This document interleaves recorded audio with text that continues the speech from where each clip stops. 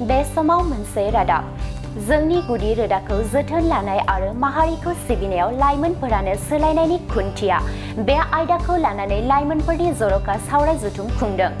चिरां जिल्ला दुलाराय बर' फरायसा आफादनि बानजायनायाव फरायसाफोरखौ लानानै जर'खा सावराय जथुम खुंदों।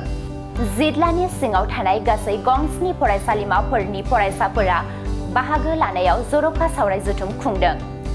चिरां जिल्लानि बासुगाव फरायसालिमा, बेंटल फरायसालिमा, बिजनी फरायसालिमा, रुनिकाटा फरायसालिमा, बिजनी बर' बाजार फरायसालिमा, काजलगाव UN ब्रह्म फरायसालिमा आरो बङाइगाव फरायसालिमानि फरायसाफोरखौ लानानै जर'खा सावराय जथुम खुंदों।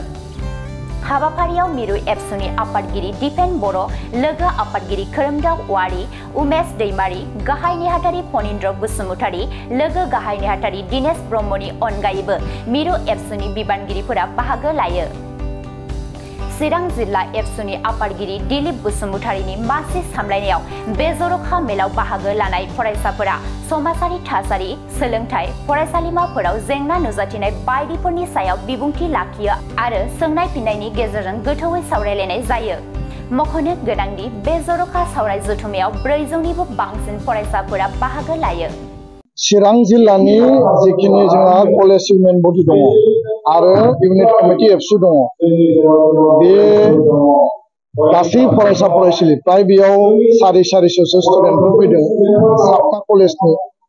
बिथांमोननि एकाडेमिक रिलेटेड, केरियार रिलेटेड आरो कम्पिटिटिभ जि मोनसे माइन्डसेट, लोगोसेनो बर' माहारि दानायाव दिनैनि यां जेनेरेशना दुलाराय बर' फरायसा आफादनि जि आइडिय'लजि आरो प्रिन्सिपल, बुहुमनि बर'फोरा बयबो गेरेमसा माहारि दानायाव बाहागो लानायनि जि मोनसे मोन्थोर आरो बड'फाया जि मोन्थोरखौ होनानै गालांबाय जे जों बयबो खौसेयै हाबा मावनांगौ आरो खौसेयै हारि दानायनि थाखाय जों आवगायलांनांगौ।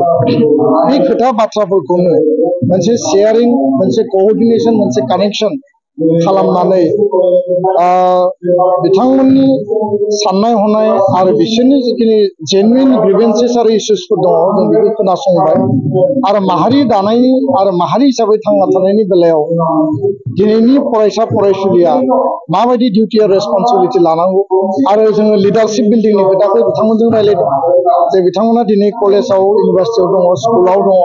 फैबाय थानाय समाव आनसलिक, डिस्ट्रिक्ट आरो मिरु एबसुआव बिबान लाफैनांगोन, कलेज इउनिट एबसु, इउनिभार्सिटि इउनिट एबसुआव बिबान लानांगोन आरो बे लिडारशिपखौ लानानै गावनि जिउ आरो लोगोसे समाजाव, हारियाव माबायदि जोङो इमप्लिमेन्ट खालामनो हायो बे खोथाखौ लानानै गुवार आरो गोथौयै सावरायबाय। जथेस्थ' फरायसा फरायसुलिनि जिखिनि साननाय हनाय माहारिनि फारसे बिथांमोननि जिखिनि बावसोमनाय जोङो जिखिनि बिथांमोननिफ्राय मोनदों थारैनो बे गोजोनथावना। मैया क'क्राझार जिल्लायावबो बेबायदि रिपर्टखौ जों मोनदों आरो इयुनाव जोङो बिथांमोनखौ खावलायदों जे माहारि दानायनि थाखाय दिनैनि जेनेरेशना बिबान लानानै हाबा मावोब्लासो बर' माहारिनि इयुना जेब्लायबो गोजोर जागोन आरो गेरेमसा माहारिनि जि मोन्थोर, बे मोन्थोरखौ आल्टिमेटलि जों जुदि मोनहैनांगौब्ला दिनै जायफोरा कलेज आरो इउनिभार्सिटियाव फरायबाय थादों बिथांमोना सिरियासलि खामानि मावनांगोन। बिथांमोनखौ गारनानै जोङो खुनु खोथाखौनो साननो हाया, खारन बिथांमोनानो दिनैनि गोख्रों लाइमोना गाबोननि गोख्रों दैदेनगिरि आरो गावनि जिउआव, समाजाव, हारियाव बिसोरो लिडारशिपखौ होनांगौ, बे खोथाखौनो जों बुंदों।